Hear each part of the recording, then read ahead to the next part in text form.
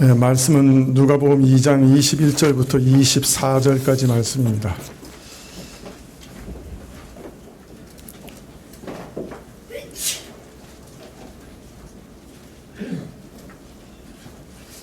네, 누가복음 2장 21절부터 24절. 제가 가진 성경은 신약 90쪽인데요.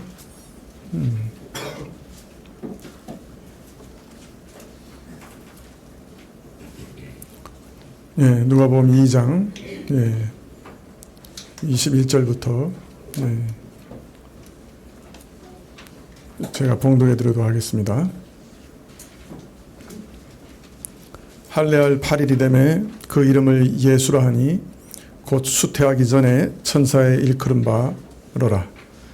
모세의 법대로 결례의 날이 참에 아기를 데리고 예루살렘에 올라가니 이는 주의 율법에 쓴 바 첫 해 처음 난 남자마다 주의 거룩한 자라 하리라 함대로 아기를 죽게 드리고 또 주의 율법에 말씀하신 대로 비둘기 한 쌍이나 혹 어린 방구 둘로 제사하려 함이더라.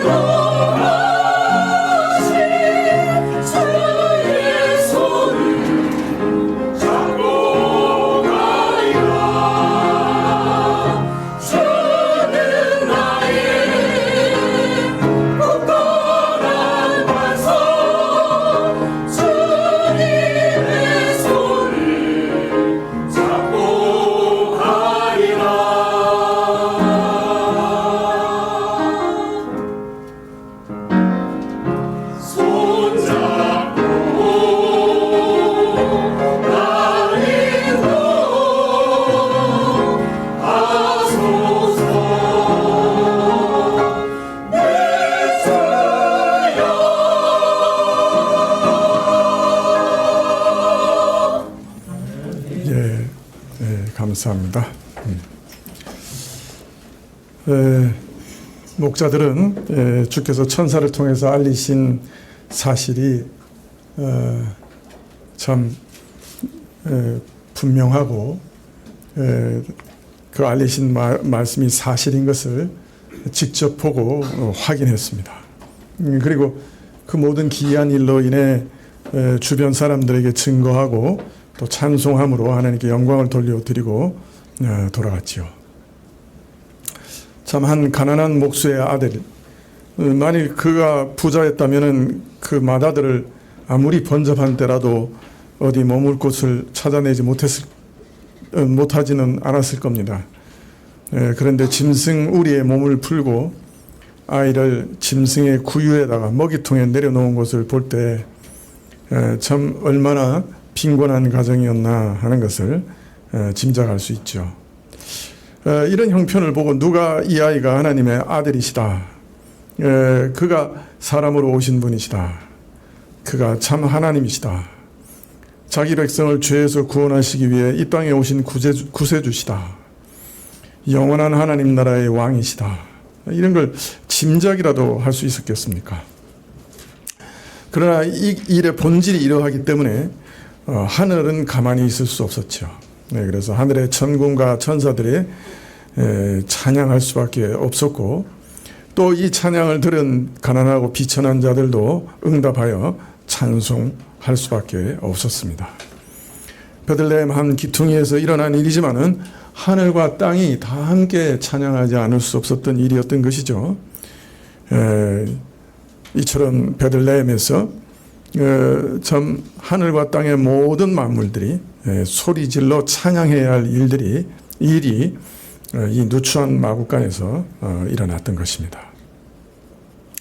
그런데 일단 천사가 목자들에게 나타나고 그리스도의 탄생의 소식을 전하였으니 이 일의 유익은 가장 먼저 목자들에게 주어졌겠지요. 그렇지만은 또 이 일은 마리아와 요셉에게도 유익을 주는 일이었습니다.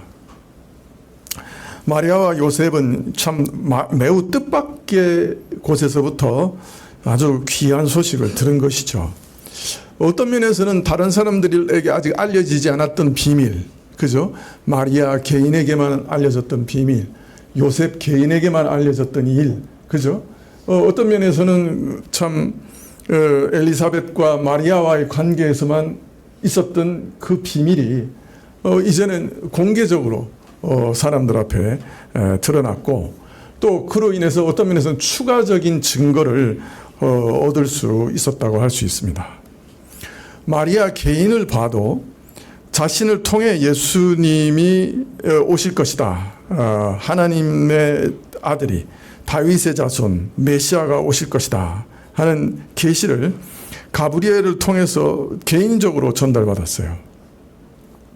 자, 그래서 하나님의 사자가 와서 친히 메시지를 전하셨으니까 마리아는 그 자신의 개인적인 경험 가운데서 어떤 확신을 가지고 있었을 겁니다.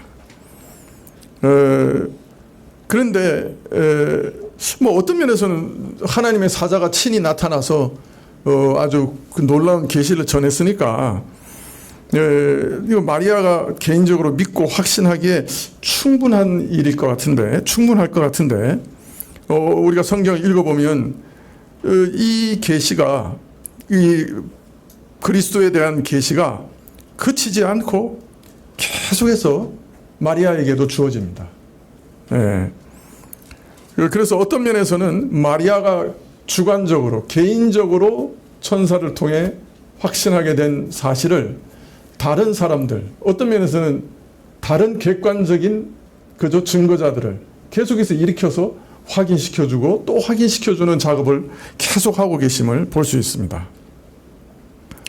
그래서 엘리사벳을 통해서, 요셉을 통해서, 그리고 목동을 통해서, 또 우리가 이제 다음에 읽을 것이지만 시몬과 안나를 통해서 참 객관적으로 메시아에 대한 증거들을 거듭거듭 주셔서 마리아로 확신하게 하시고, 또 그 확신을 더 강화시켜 주시고, 또 이해케 하시고, 또 그 이해를 더 심화시키시는 일을, 그래서 2중 3중의 증거를 주셔서 거듭 확신시켜 주시는 일을 계속하고 있습니다.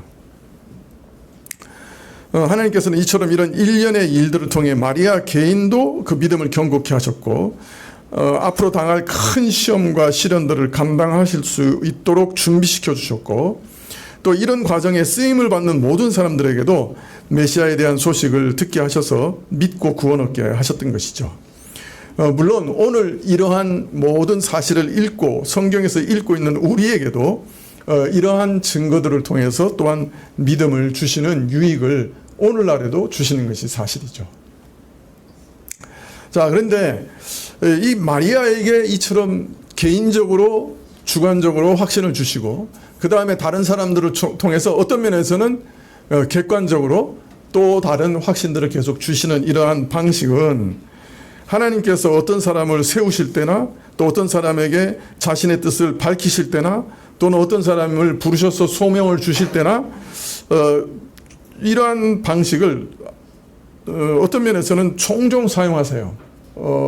그래서 우리가 어떤 면에서는 이렇게 하셔요. 그래서 바울 사도가 부르심을 받을 때도 다메섹 도상에서 그저 극적인 만남을 주셔서 그 바울이 자신의 소명을 참 깨닫게 하시죠. 그러나 그것으로 그치지 않으시고 아나니아에게 계시를 주셔가지고 바울을 또 만나게 하시고 안수하게 하시고 또 그 강한 빛으로 인해서 참 볼 수 없었던 눈을 다시 볼 수 있도록 치료하시고 이런 일을 하십니다.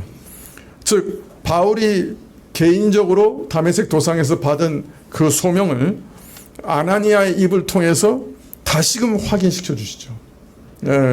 그래서 하나님께서 이처럼 이중의 계시를 통해 바울의 개인적인 주관적인 확신과 아나니아를 통한 객관적인 확신을 주셔서 바울로 하여금 자신의 소명을 더욱 확신하게 하시는 일을 하십니다. 오늘날도 교회에서 어떤 소명을 주실 때 특별히 목회자나 이런 부르심을 주실 때 이런 구조가 아주 중요합니다. 내가 목회자로 또 이런 직분으로 소명을 받았다고 하는 것을 어떻게 알 수 있느냐. 그건 첫째로는 그 부르심을 받은 사람들, 목회자로 부르심을 받은 사람은 개인적인 확신이 있어야 돼요. 어떤 확신이 있어야 되냐면 내 인생에 이 목회자로서 말씀을 전하고 사람을 돌보는 일보다 더 가치 있는 일은 없다. 나는 이 일 외에는 다른 일에는 관심이 없다. 나는 다른 사람들을 살리고 사람들의 영혼에 대한 관심으로 그 사람들을 돕는 일을 위해서 내 자신의 모든 시간과 삶을 드리고 싶다 하는 이런 자원성이 있어야 돼요. 그러니까 다른 일에는 관심이 없어. 어떤 면에서 이 일이 가장 가치 있는 일이다. 그런 생각이 있어야 되는 거예요. 이게 이제 주관적인 어떤 확신이라고 할 수 있습니다. 부르심을 받은 이 자원성이. 자, 그러나 이런 주관적 확신으로 그쳐서는 안 됩니다. 교회 안에서 그 부르심에 대한 객관적 확신이 드러나야 돼요. 어떻게 드러나느냐 하면 다른 분들이 인정을 해야 돼요.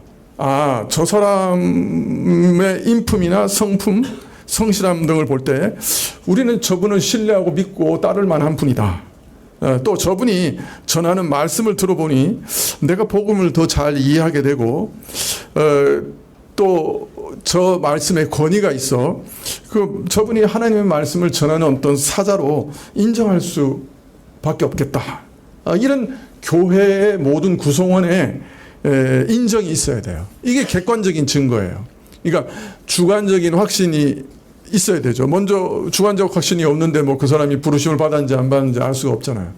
그러나 그것으로 그치면 안 되고 교회 안에서 어떤 객관적인 인정이 있어야 되는 것이죠.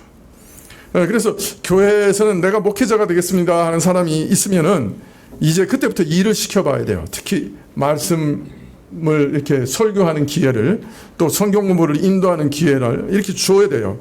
그래서 그가 말씀을 이해하고 전하는 은사가 있는지 객관적으로 확인해야 되죠. 그런 다음에 이제 그를 추천해서 신학교에 보냅니다.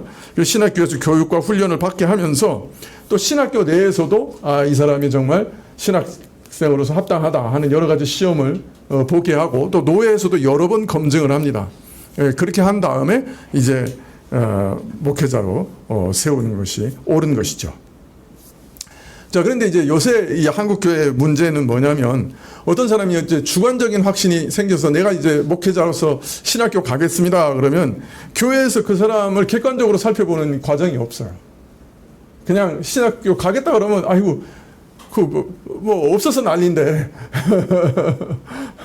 가겠다 그러면 그냥 무조건 보내주는 거예요. 그리고 또 노회에서도 그 사람을 아주 점검하고 또 이렇게 살펴봐야 되는데 그걸 안 살펴봐요. 그냥 신학교에서 일정한 과정에서 시험만 잘 보면 그 다음에 그냥 목사한테 주는 거예요. 한국 교회가 왜 이렇게 급격하게 무너지고 있느냐? 저는 가장 큰 요인 중에 하나가 이 과정이 사라졌기 때문이다. 저는 그렇게 생각해요. 그러니까 주관적인 확신이 있으면 반드시 교회에서 객관적으로 그 확신을 점검해야 돼요. 객관적으로 어떤 하나님의 인정이 교회를 통해서 주어져야 되는 거예요. 이 과정이 사라져버리면 그 사람이 주관적으로 받은 그 확신이 하나님부터 온 것인지 아닌지 확인할 길이 없는 거예요. 그래서 그래서 사실 마리아에게도 왜 그렇게 거듭거듭 계속 계시를 주시느냐? 마리아가 가진 어떤 면에서는 주관적인 확신에 제3자를 통한 객관적 확신을 계속 더해 가시는 거예요. 우리 목회자를 세우실 때나 또 다른 뭐 직분자도 마찬가지죠. 투표한다는 게 그거잖아요. 객관적으로 확신을 확인하는 거잖아요. 그죠?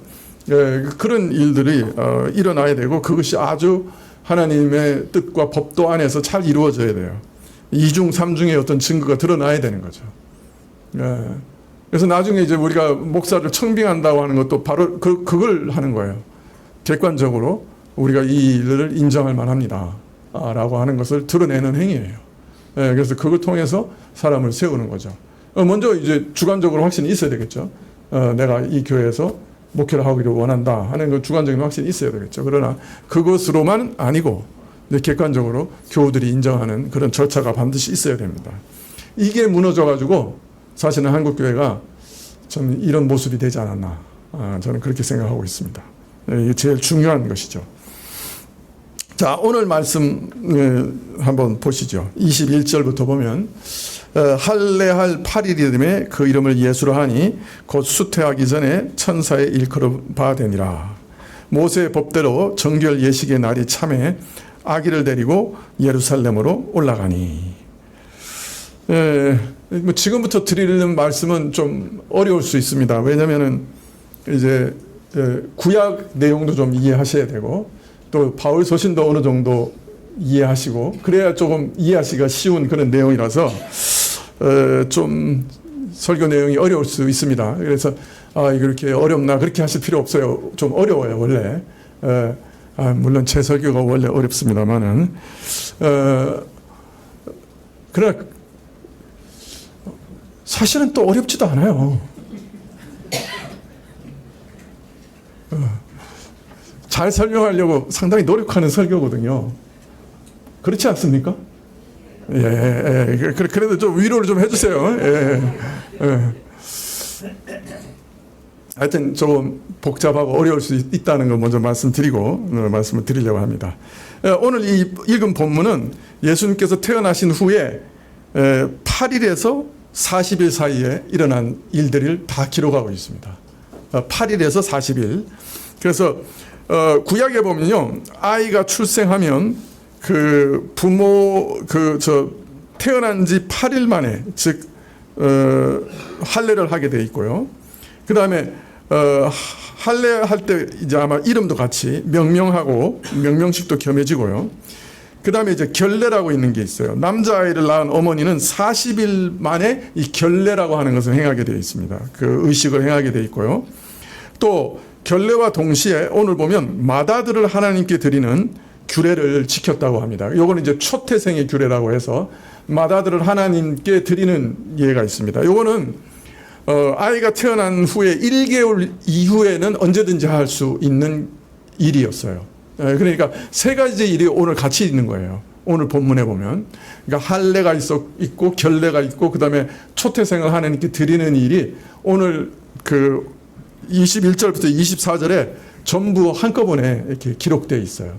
그래서 하나는 8일째 한 거고 하나는 40일째 결례를 행하면서 30일 이후에는 언제든 할 수 있는 초태생을 하나님께 드리는 일을 같은 날 같이 한 거예요. 40일째 되는 날에. 그래서 사실은 이것을 기록한 이유는 뭐 분명하죠. 예수님과 또 예수님의 부모가 그 출생에 따른 성경의 모든 규례를 율법을 다 순종하셨다 하는 것을 말씀하고 있는 거죠. 그래서 난지 8일 만에 할례를 받으시고 제40일에 결례와 초태생의 규례를 지키고자 성전을 찾으신 것을 두고 보면 모세의 법대로 또는 주의 율법에 쓴 바대로 율법에 말씀하신 대로 이렇게 계속해서 강조하면서 얘기를 하고 있어요. 율법대로 하셨다는 거예요. 그걸 3번이나 얘기하세요. 그죠? 율법대로 율법을 따라서 이렇게 계속 하셨다고 적고 있어요. 그래서 예수님께서 출산과 출생에 관련하여 율법에 요구하는 모든 규례를 다 지키셨다 하는 것을 계속해서 강조하고 있는 거예요. 자, 그런데 예수님께서 율법을 지키셨다고 하는 것은 태어나셨을 때만 아니고 그 이후에 모든 일생에 걸쳐서 율법을 완전하게 지키셨어요. 어떤 면에서는 이 땅에서 하나님의 율법을 완전하게 지키신 유일하신 분이 우리 예수님이세요. 그래서 예수님은 이 땅에 살아 계시는 동안에 율법을 하나하나 다 지키셨어요. 아기 때부터 이처럼 율법을 다 하나하나 준수하셨을 뿐 아니라 또 성경에 보면 안식일에 회당에 늘 출석하셨고 율법을 따라 절기마다 예루살렘에 매번 올라가셨어요. 또 병을 치료할 때도 나병 환자를 치료하신 후에 제사장에게 보이라고 그리고 율법이 정한 예물을 드리라고 명령하고 계세요. 즉 치료 사역에 있어서도 세심하게 율법을 준수하셨어요. 심지어는 성전세를 요구하자 마태복음 17장 26절 이하에 보면 아들들은 세를 면하리라. 그러나 우리가 저희로 오해케 하지 않기 위하여 내가 바다에 가서 낚시를 던져 먼저 오르는 고기를 가져 입을 열면 돈 한 세겔을 얻을 것이니 가져다가 나와 너를 위해 주라고 베드로에게 명령하십니다. 성전세가 반 세겔이니까 그 물고기 낚시한 다음에 그 속에서 한 세겔을 얻어서 베드로와 예수님을 위해서 성전세를 내라. 그러니까 예수님은 모든 일에 이처럼 율법의 의무를 다 그죠? 지키셨던 거죠. 그러나 사실은 이 성전세도 낼 이유가 없었어요. 그 아들이셨기 때문에 그 주인 집에 누가 그죠? 세를 내냐? 그 왕의 아들이 세금 내는 거 봤냐? 그건 맞는 말이거든요. 다른 말로 말하면 예수님께서는 하나님의 아들이시기 때문에 또 친히 율법을 만드신 분이에요. 그분이. 그러니까 율법을 만드신 입법자가 율법 위에 있는 분이에요. 그죠?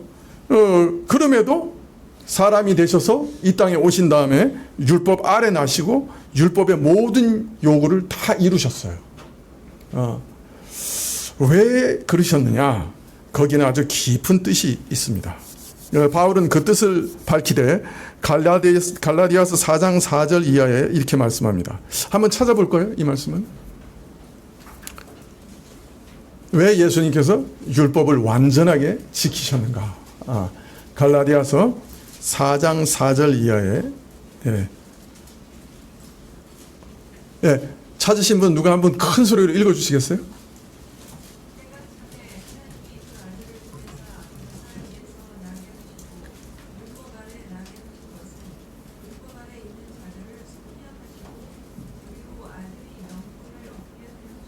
예, 감사합니다. 때가 참에 하나님께서 그 아들을 이 땅에 보내셨어요. 그래서 여인에게 나게 하셨어요. 그리고 사람 되게 하셨어요. 그리고 율법 아래게 나게 하셨어요. 근데 왜 그렇게 하셨느냐? 4장 5절에 갈라디아서 4장 5절에 율법 아래에 있는 자들을 속량하시기 위해서, 그 율법 아래에 있는 사람들을 다 구원하시기 위해서, 그리고 더 나아가서 아들의 명분을 얻게 하시기 위해서다, 이렇게 말씀합니다. 그러니까 예수님께서 율법을 지키신 일은 무엇과 관계 있는 거예요? 예? 무엇과 관계 있어요? 우리가 구원받는 것, 우리 죄값을 대신 갚아주시는 모든 일에 예수님께서 율법을 지키시는 건 굉장히 중요한 일인 거예요. 그 다음에 또 어떤 일과 관계 있어요? 우리가 하나님의 아들로 여김을 받는 일에 지대한 영향이 있다는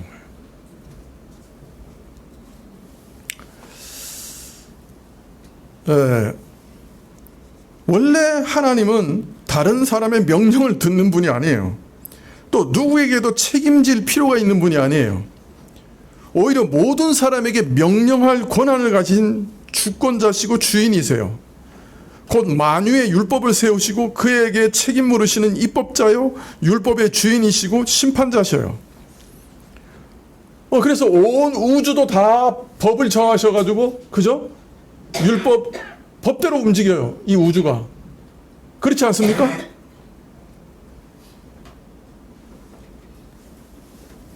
이거 던졌는데 떨어지는 것도 법이에요. 재밌는 거는 왜 떨어지는지 과학자들이 수천 년을 연구하고 있는데 아직도 확실한 게 없어. 중력이 뭔지 확실하게 설명하는 사람이 없어요. 재밌죠? 오늘 내가 눈앞에서 보고 있는 건데 이거 법이야. 하나님이 정하신 법이야. 그래서 그걸 중력이라고 그래. 그런데 그 중력이 뭔지 아직도 물리학자들이고 온 세계에 뛰어난 학자들이 답을 못 내놓고 있어요. 떨어지는 건 확실해. 재밌죠? 우리가 그렇게 무식해요. 한번 유튜브에 쳐보세요. 중력을 과학자들이 뭐라고 얘기하는가. 아직도 답이 없어.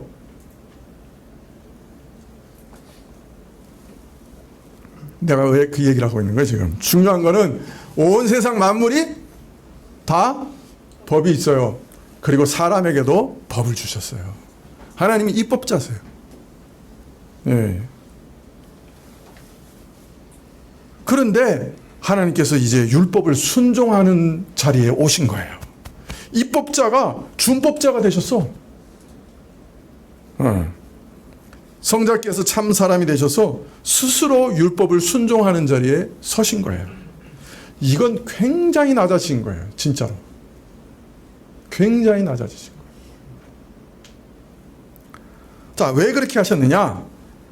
율법 아래에 있는 자들을 속량하시고 아들의 명분, 상속자의 신분과 자격을 얻게 하기 위해서다.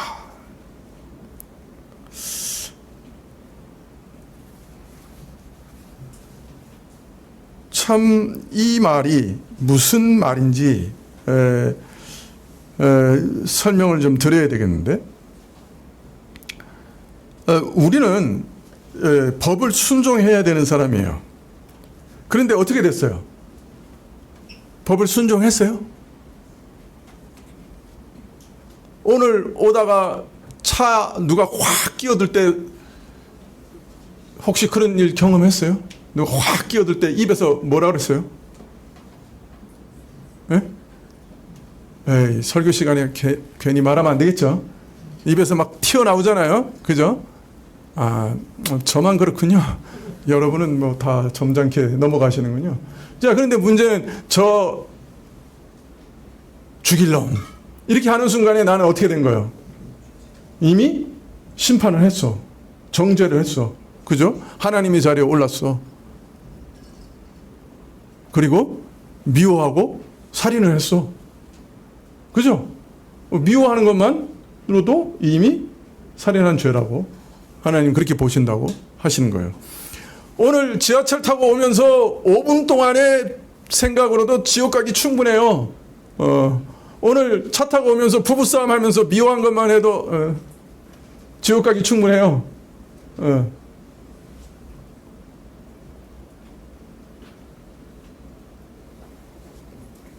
자, 그런데 문제는요, 이게 법이란 말이에요.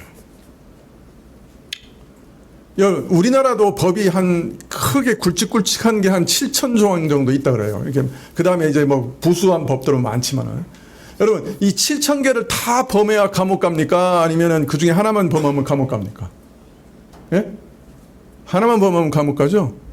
자, 그런데 그 법을 어긴 거는 내가 그 법을 막 그 다음에 선을 행하면은 그 법을 어긴 게 딱 사라집니까?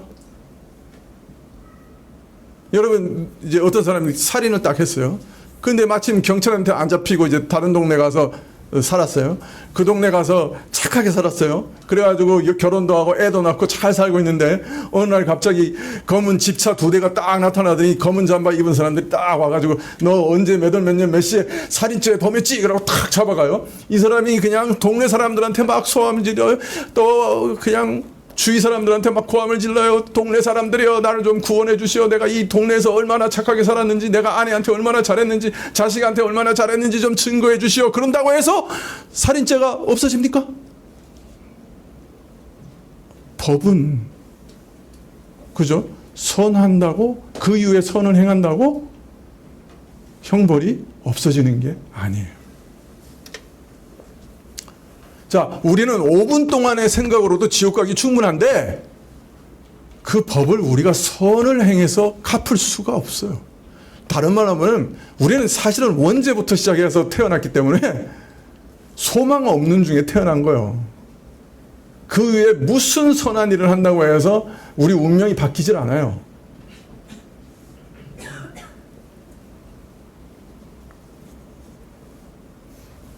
율법의 저주를 받아서, 율법의 정죄를 받아서 이제 죽을 수밖에 없고 아무 소망이 없고 하나님으로부터 영영이 끊어질 수밖에 없는 죄인인데,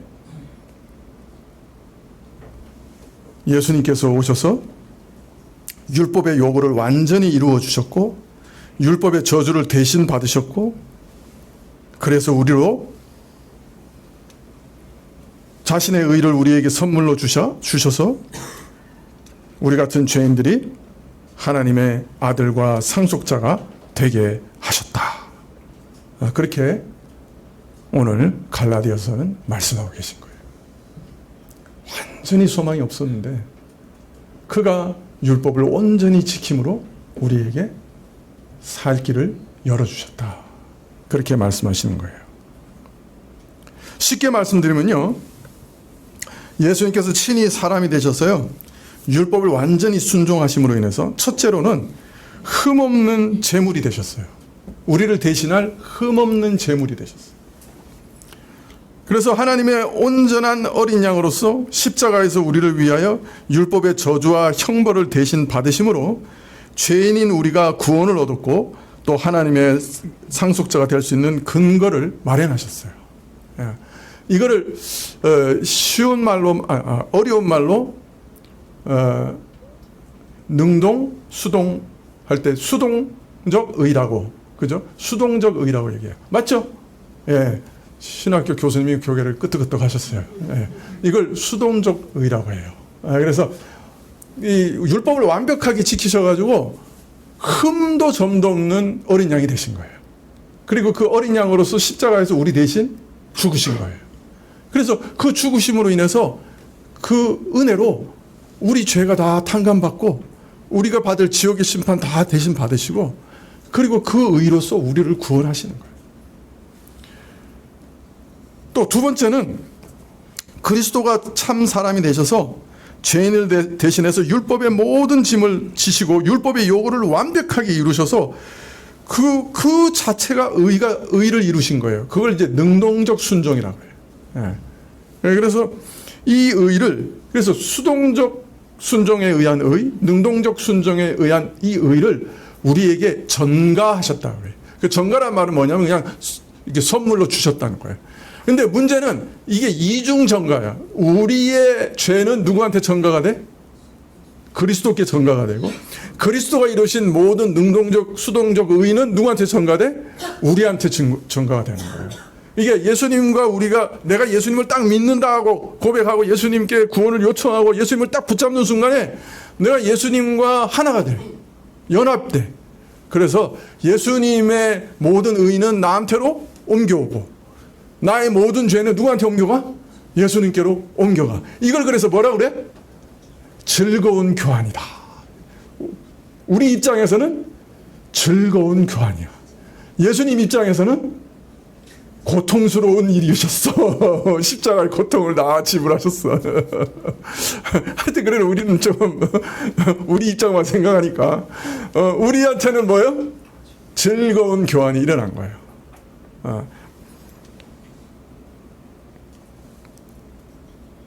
이 일을 위해 예수님께서는 율법을 완벽하게 순종하셨어요.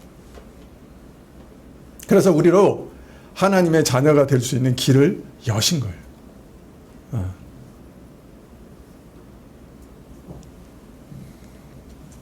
근거를, 하나님의 자녀가 되는 근거를 마련하셨어요. 그래서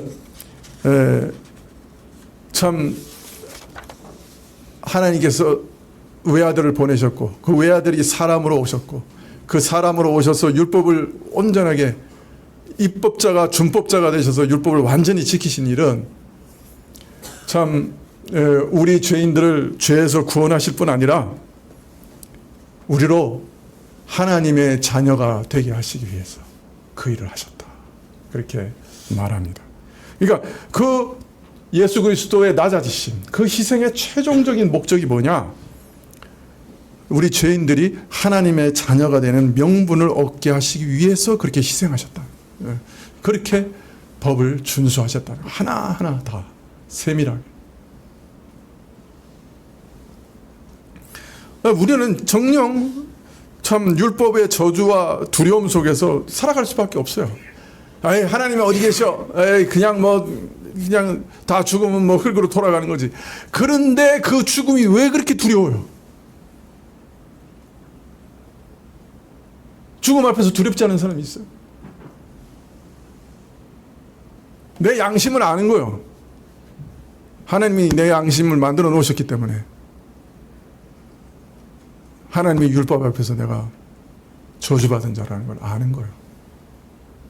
그 영광 앞에 설 수 없는 자라는 걸 아는 거예요. 내가 알아요.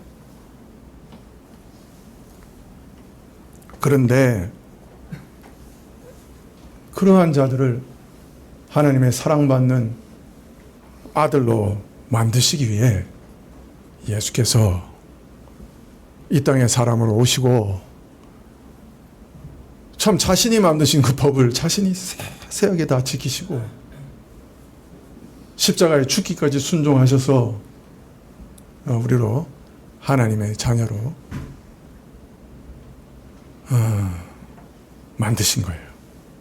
상속자로 만드신 거예요. 하나님의 모든 좋은 것을 다 받는 상속자. 하나님의 의를, 하나님의 성품을, 심지어는 예수님이 받으신 그 영원한 썩지 않은 육체까지 하나님의 모든 선하고 좋은 것을 다 상속받는 하나님의 아들로 만드신 거예요.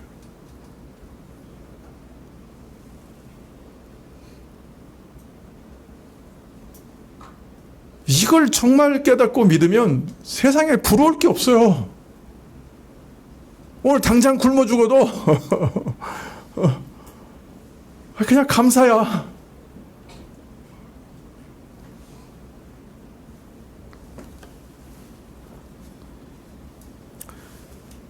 네, 하나님의 외아들께서 사람이 되시고 율법을 순종하는 위치까지 내려오신 일에는 이런 깊은 뜻이 있다. 그렇게 말씀하고 있습니다. 예수님은 율법을 지키시기 위해 난지 8일 만에 할례를 받으셨어요.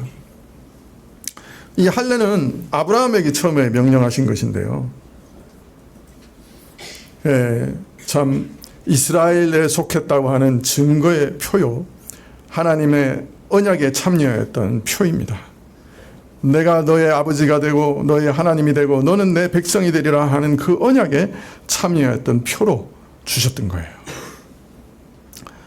그러나 예수님께서 할례를 받으신 것은 단순히 그가 이스라엘에 속한 언약 자손임을 표하는 표뿐 아니라 사실은 다른 어느 누구에게도 적용될 수 없는 특별한 의미를 가지고 있습니다. 그것은 할례와 함께 주어진 그 이름에서 잘 드러나고 있는데요. 천사가 그 이름을 예수라 하라고 그랬죠. 그 자기 백성을 그들의 죄에서 구원할 자다, 그런 말입니다. 구원자다, 그런 말이죠. 예수님은 이스라엘에 속한 자로 출생하시되 동시에 이스라엘을 구원하는 자로, 구원자로 오셨어요. 말하자면 온 백성으로 하여금 영생을 얻게 하시는 특별한 분으로 탄생하셨는데요. 이런 분으로서 할례를 받으신 거예요. 그래서 그 할례의 의미에 대해서 골로새서에서 이렇게 얘기합니다. 골로새서 2장 11절에 또 그 안에서 너희가 손으로 하지 아니한 할례를 받았으니 곧 육의 몸을 벗는 것이요 그리스도의 할례니라. 너희가 세례로 그리스도와 함께 장사되고 또 죽은 자들 가운데서 그를 일으키신 하나님의 역사를 믿음으로 말미암아 그 안에서 함께 일으키심을 받았느니라. 쉽게 얘기하면 육적인 할례가 상징하는 게 뭐였냐? 그것은 영적인 할례요, 그리스도의 할례였다는 거예요. 그 그리스도의 할례라고 하는 건 뭐냐? 죄된 육적 몸을 벗고 죄된 육적 본성 안에 새로운 사람이 창조되고 우리가 그리스도를 믿을 때 연합돼서 그리스도와 장사되고 그리스도와 부활할 때 다시 부활하는 그런 은혜를 입은 자인데 이미 그러한 영원한 영적 할례를 그리스도가 베푸시는데 그런 영적 할례를 주시는 그리스도 할례를 받는 것을 의미한다. 육적 할례가 상징하는 게 그거다. 그렇게 말하고 있습니다. 시간이 없어서 짧게 말씀드릴 수밖에 없겠는데요. 다른 말로 말하면 예수님은 실제로는 어떤 분이냐 하면 영적 할례를 주시는 분인 거예요. 그래서 예수님을 믿으면 옛날 육적 할례가 그렇게 상징하고 표했던 영적 할례를 받게 돼. 그리고 그 영적 할례라는 게 뭐냐 하면 그냥 옛 이스라엘은 그 사람 그 살 가죽만 베어내는 거지만은 영적 할례는 우리 안에 있는 옛 사람을 다 베어내 버리는 거예요. 그리고 새 사람으로 다시 창조하시는 거예요. 그게 영적인 할례인 거예요. 그리고 그것을 그리스도가 주시기 때문에 그리스도의 할례라고 하는 거예요. 근데 예수님이 받은 이 육적 할례는 사실은 이 영적 할례를 주시는 분으로 받았다, 그렇게 얘기하는 거죠. 그래서 다른 모든 할례를 받은 사람하고는 전혀 다른 본질이 그 안에 있는 거예요.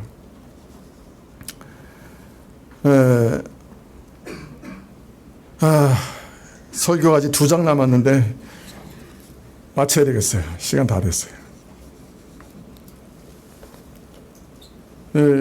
예수님께서 할례를 받으실 때 구원자로 받으셨어요. 이름을 구원자라, 그 구원자로 할례를 받으신 거예요. 그런데 그 말은 뭐냐면 그가 이스라엘 백성의 일원이라고 하는 것을 뜻하는 할례이기도 하지만 동시에 이스라엘 백성 안에서 연합돼서 그 모든 연합된 백성들에게 영적 할례를 주시는 분이다라는 뜻이 또 그 안에 들어있다는 거예요. 그래서 예수님이 할례를 받은 것은 영적 할례를 주시는 분으로 또 할례를 받은 거다.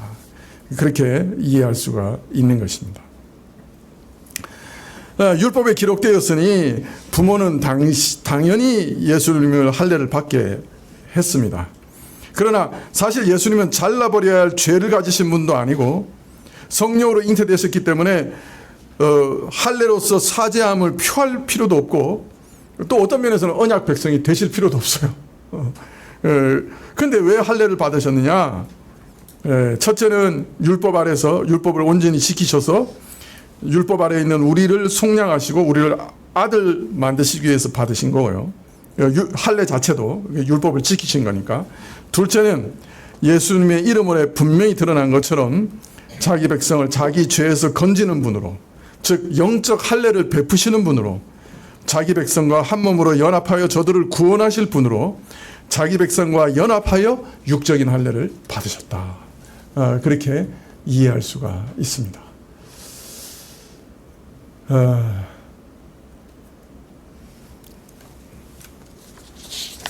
2장의 내용을 2줄로 얘기하니까 좀 어려운 면이 있습니다만은 다음 시간에 혹 시간이 되면 다시 말씀을 드리도록 하겠습니다.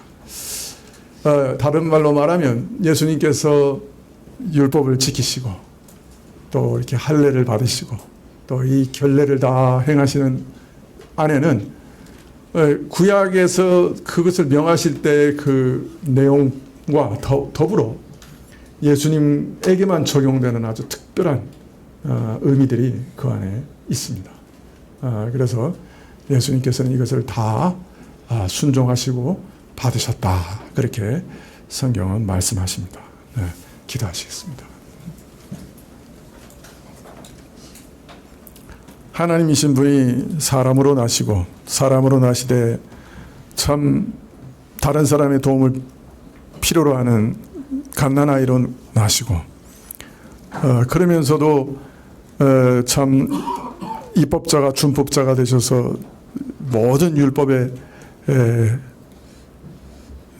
규례를 다 순종하시고 참 낮아지실 대로 낮아지신 것은 우리 참 소망 없는 자들, 하나님의 율법 앞에서 죽을 수밖에 없는 자들을 구원하여 하나님의 자녀로 만드시기 위해 그렇게 하셨고, 이 영적인 할례로 주셔서 우리 마음의 옛 본성을 잘라버리고 새 사람으로 살게 하시기 위해서 그렇게 하셨다 말씀하셨습니다. 하나님 이 일을 우리에게 참 깊이 깨닫게 하시고 이러한 예수님을 영원히 사랑하고 찬양케 하시고 우리 마음에 날마다 돋아나는 옛사람을 참으로 말씀의 검으로 잘라버리게 해주시고 하나님의 새 사람으로서 이 땅 안에 살아갈 수 있도록 허락해 주십시오. 예수님의 이름으로 기도합나이다. 아멘.